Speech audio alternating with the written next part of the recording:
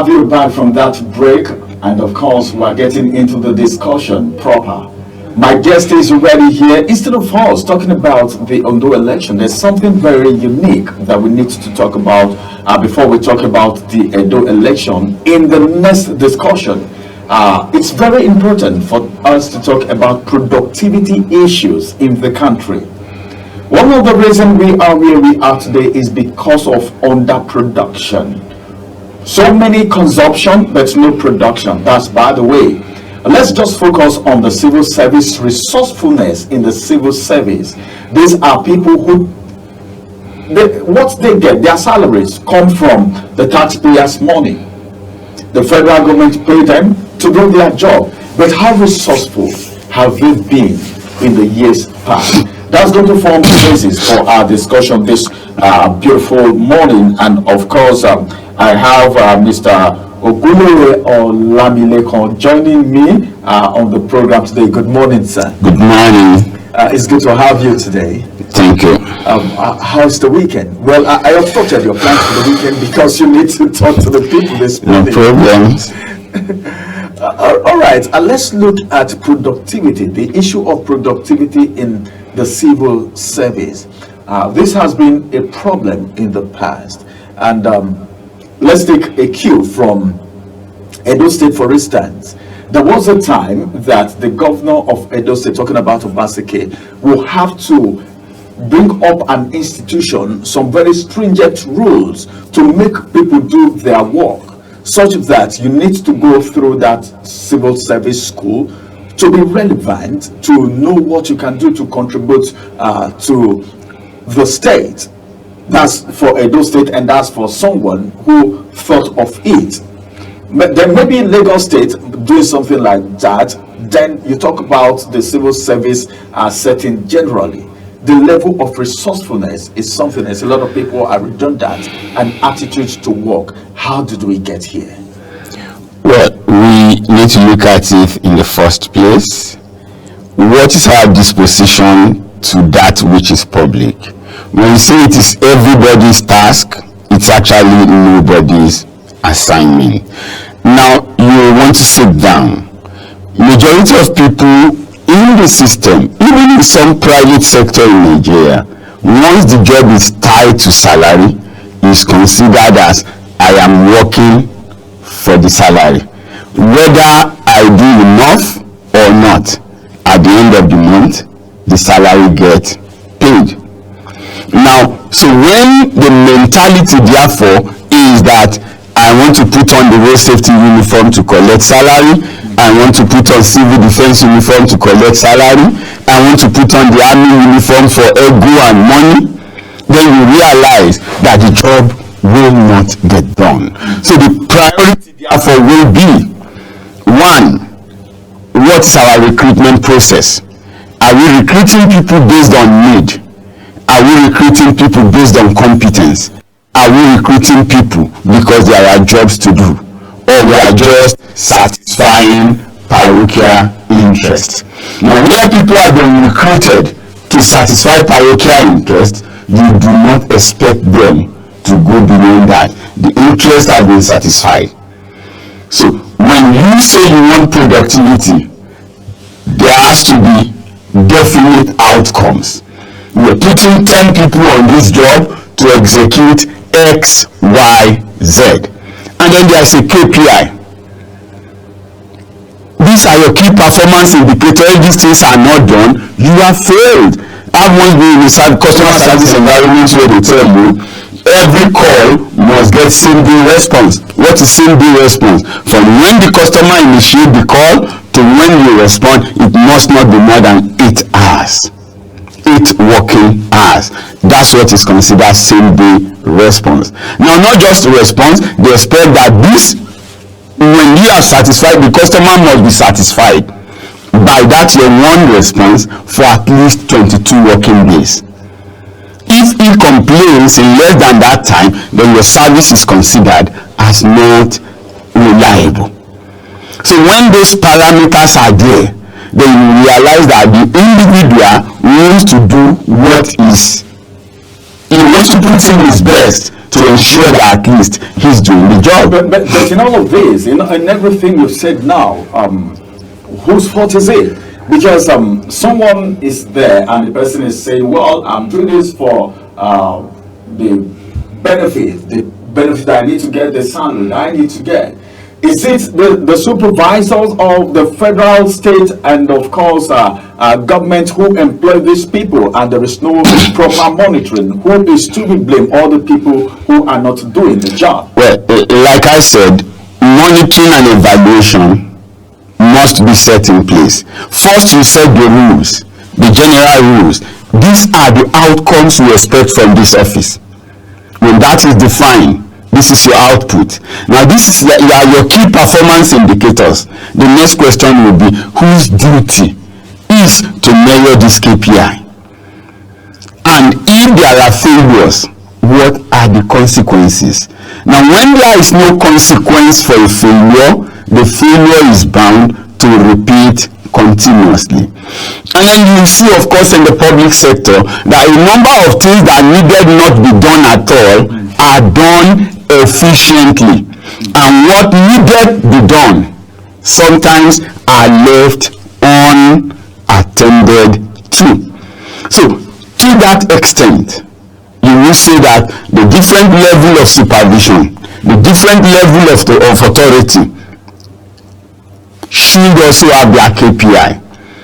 For instance, if you are supposed to, if you are responsible for, as far as I'm concerned, if you are responsible for ensuring that primary health care services are running, and then you discover that nothing is happening in that sector, whoever is responsible for ensuring that they run should not be the one to head the committee that will investigate what has gone wrong.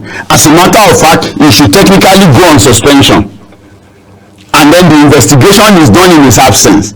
If he is found culpable for not supervising appropriately, he should be given the right sanction.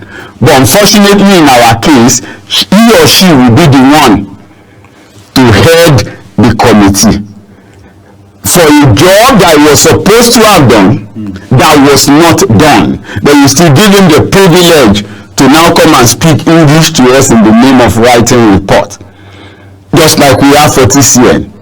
As far as I'm concerned, we need to look at what do we need to get away from where we are, not a committee that should tell us what is wrong. That the infrastructures are old, everybody knows that.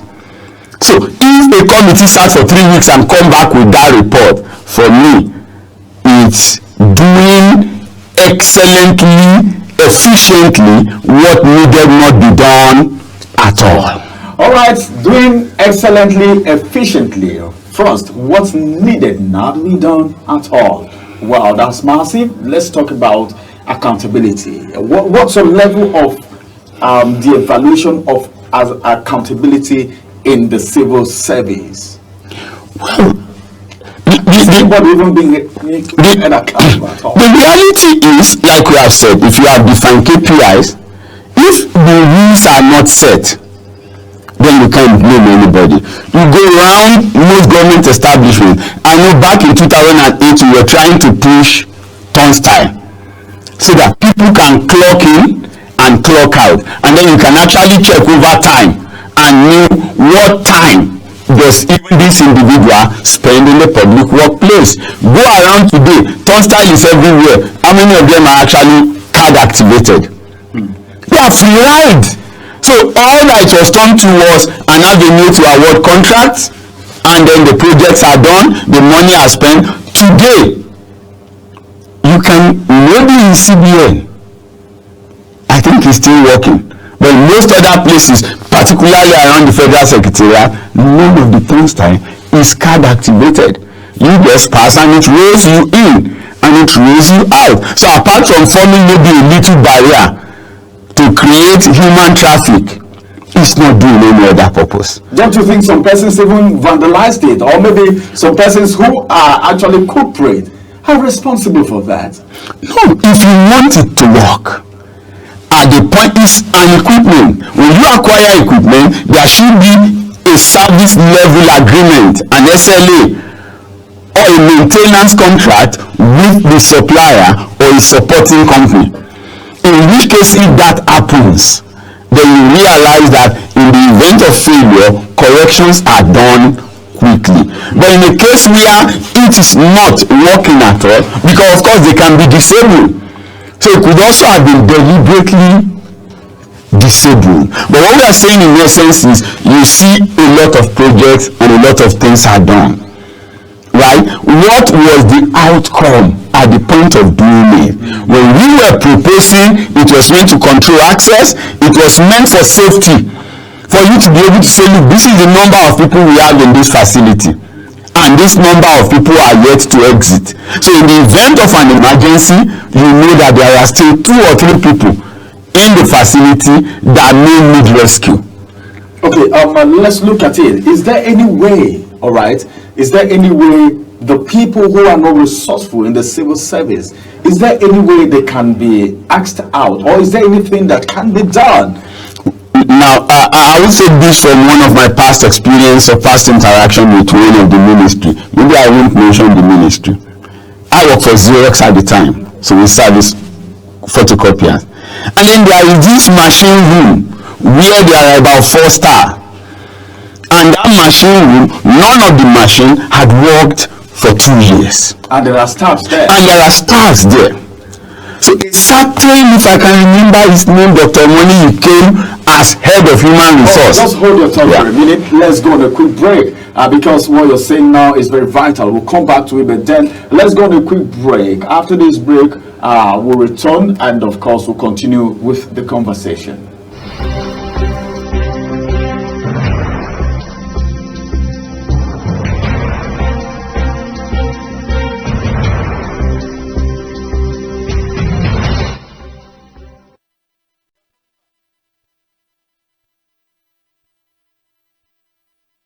Well, that was very striking. That was very striking. We needed to go on that break so that that can be taken emphatically once again. So, like you were saying, you were citing an instance in a place where 4 staffs are located. The 4 staff are there, but then the machineries are not working for 2 good years. 2 years. Please talk to us. So when he came into the ministry, I think as the director, that was when they just mad the supplies to human resources. So they have director admin and supplies, and then he resumed.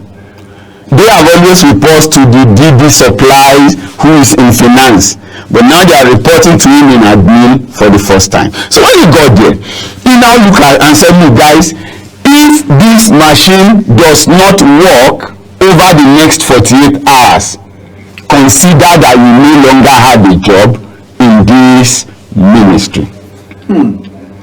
These are people who have begged for 2 years. Let this machine be serviced. Put this machine on maintenance contract, and they keep pushing around. The following morning, I usually get to the office between 7:15 and 7:20. The security man told me some people were waiting for me at 7 o'clock.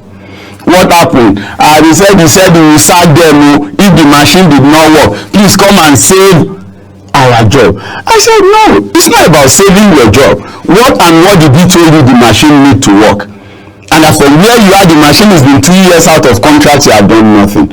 But in essence, within 48 hours, everything that needed to be done to get this machine working, these guys cooperated. Got the input of the director, and the main photocopying room, the general photocopying room in the ministry went back to life. And as long as he was the director, that place did not go down for 1 day.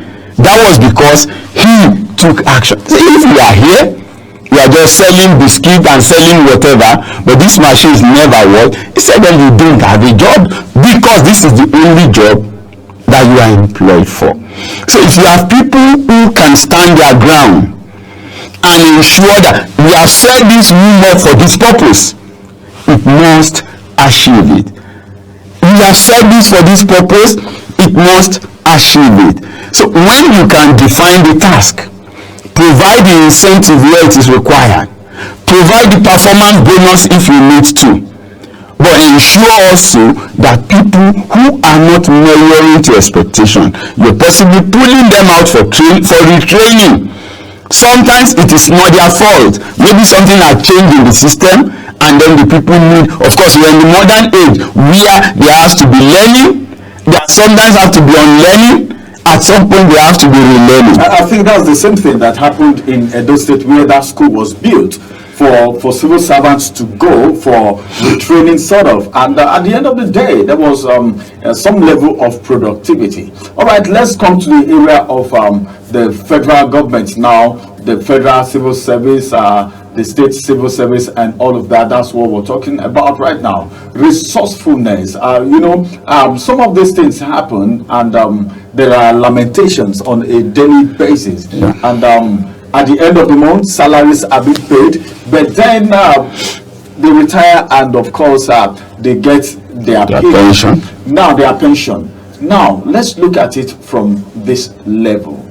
From the federal government, can there be, what do you think, all right, can be done? Because this is an individual now. Is it the constitution, is it the civil service constitution that needs to be visited? Because sometimes you see so many things happening in the civil service. Maybe you are out for something positive and you have saboteurs, all right, who come after you because you just want to do the right thing. All these things happen, gang up, fights missing, and so many things. People even come to the office with their own personal things to sell outside their job because they have virtually nothing to do. So now, what do you think should be done? Is it to revisit the civil service rules, or I don't know? What do you think? Because you just give an instance of an individual now. If in general, is there anything that you feel can be done as we try to round up? Well, the truth is this: is anything wrong with our laws? The answer is no. We have a lot of laws and organization in place. We have a committee or an office for due process. There is Bureau for Public Service Report Form, which is a full-fledged bureau existing in the Federal Secretariat. There is the Institute of Public Service Institute. So at this junction, it's meant to be a training center where the civil servants can learn. From time to time, there are all manners of trainings that they are taken for. So what we need to therefore look at is, let's have a new creed. A creed, that's what it is. This is what our job description says. This is what we need to get the job done. This is how we are being monitored. We should be monitored. And if we fail, we accept that this set of consequences should come to us. So we should come to that level where directors can, you already have the policies in place, you already have the rules. So we should be talking about policy deployment. That, okay, this is the permanent secretary, this is what you expect as report from the directors. The directors are looking at deputy directors, these are what and what I expect from you, maybe on a weekly basis, on a monthly basis, and then the deputy directors can look at the people under them, and then it goes down the line. So the report comes from down up. So we need to then look at, it's not that when you need to go for budget, that's when you are struggling for documents. The record should be in place. So we are a nation that gives no serious value to records, and in the absence of records, there is collateral damage to collective memory. And when the collective memory is damaged, the future is in danger, and the present cannot even survive effectively. All right, we're talking about productivity, all right, and of course we're focusing on the resourcefulness in the civil service. Let's talk about office place politics, because when we talk about productivity and resourcefulness, one of the things that hamper productivity, like office politics, is nothing else, because it is standing on its own. There is a way lack of productivity comes up when there is office politics. What would you have to say? What can be done by organizations, by the civil service, to do away with office politics, and what is even the essence or the root cause of office politics? We're rounding up in just few minutes. Humans, for being humans, there will be preferences and there would be some form of connection. But like we will always say, in the modern world, let the people be people. Let the process be the process, and put in a technology in place to match the people with the process. So it doesn't matter how much you like me. If they give the two of you of us aptitude test or a task to render, that the reports will come out independently, and you have not done it or have not done it, the result will be obvious. If there is not, office politics might favor what I always call the vocal minority. However, if there are reporting process and evidence in place, the listening majority can always judge who has performed and who has not performed. So favoritism, nepotism, or any other thing we may want to call it, play out because there are no records. If the records are clear, even the loser will know that, look, I lost.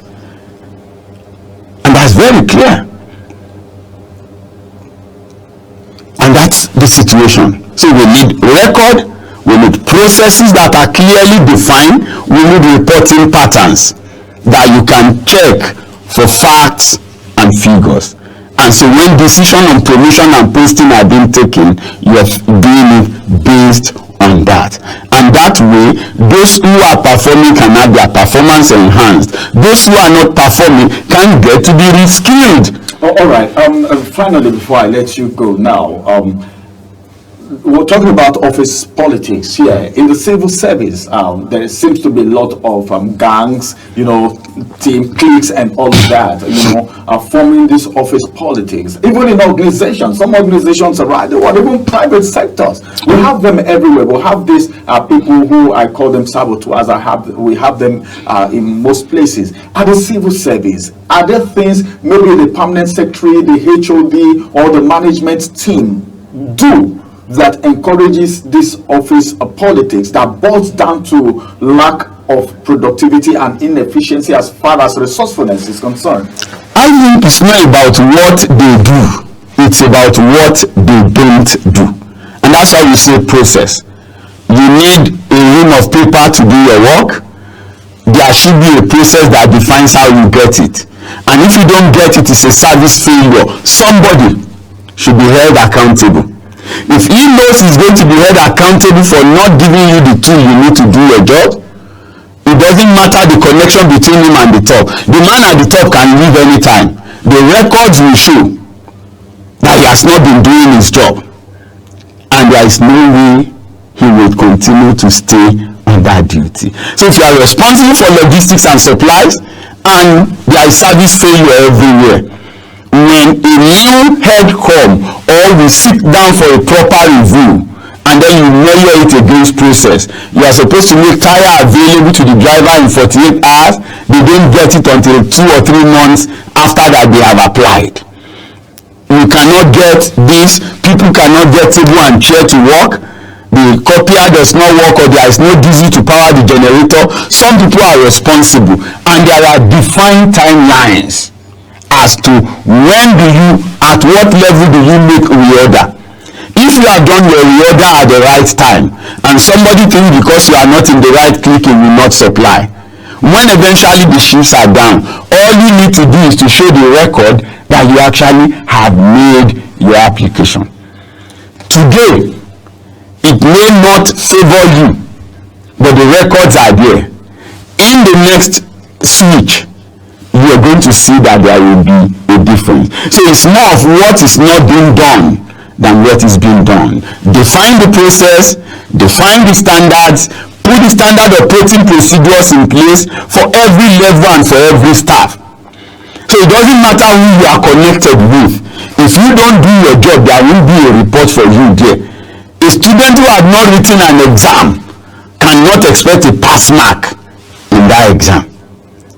Maybe if he has written, they can favor him in the marking. But when he has not attempted the exam at all and does not have a feasible script, there is no way he can be favored to have passed. All right. Thank you very much, Mr. Ogunle Olalekon, for this wonderful insight and exposure. Well, I think from the bottom line is that over familiarity should not be in there, because no matter what you do, the records are clear. All right, wherever you go, whatever you do will speak for you. You are in the civil service today. One day, you'll be paid your pension and you'll be shown the way out. Some of them don't even have any other source of income apart from what they are doing. And for the fact that you are not committed in what you are doing, at the end of the day, you may not have anything to fall to, because you didn't even master what you were doing. So you have nothing to even do after retirement. That's for some. Thank you very much for coming around on the program. Welcome. Well, because of time, this is going to be the size of this discussion. We're coming up with the next discussion as we take you to Ondo State to see how it's going, especially for the peace accord that was being signed. Join us for the next discussion after this break.